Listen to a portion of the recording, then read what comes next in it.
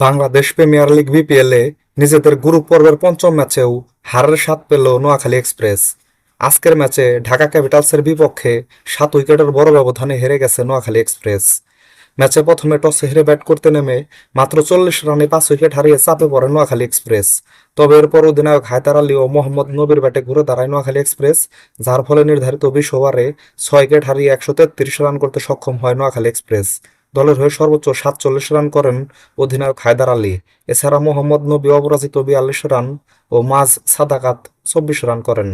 ঢাকার বোলারদের মধ্যে একটি করে উইকেট পান তাসকিন আহমেদ, ইমাদ ওয়াসিম, জিয়াউর রহমান শরীফী, নাসির হোসেন, সাইফুদ্দিন ও আব্দুল আল মামুন।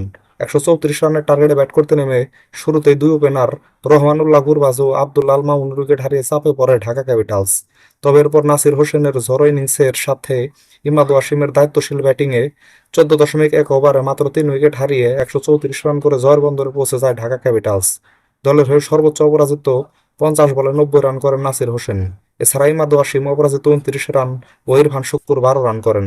নোয়াখালীর বোলারদের মধ্যে হাসান মাহমুদ 2 উইকেট ও 1 উইকেট পান জাহির খান। এই ম্যাচে জয় পাওয়ায় 5 ম্যাচে 4 পয়েন্ট নিয়ে পয়েন্ট টেবিলের 5 নম্বর অবস্থান করছে ঢাকা ক্যাপিটালস। অপরদিকে এই ম্যাচে হেরে যাওয়ায় 5 ম্যাচে 0 পয়েন্ট নিয়ে পয়েন্ট টেবিলের সবার নিচে অবস্থান করছে নোয়াখালী এক্সপ্রেস। নিজেদের পরবর্তী ম্যাচে আগামীকাল দুপুর 1টায় রাজশাহী ওয়ারিয়র্সের বিপক্ষে মাঠে নামবে নোয়াখালী এক্সপ্রেস এবং নিজেদের পরবর্তী ম্যাচে আগামীকাল সন্ধ্যা 6টায় সিলেট টাইটান্সের বিপক্ষে মাঠে নামবে ঢাকা ক্যাপিটালস। তো বন্ধুরা, ভিডিওটা ভালো লাগলে একটা লাইক দিন, সাথে ক্রিকেট ও ফুটবলের নতুন নতুন আপডেট পেতে এখনই আমার চ্যানেলটাকে সাবস্ক্রাইব করে দিন। সকলকেই ধন্যবাদ।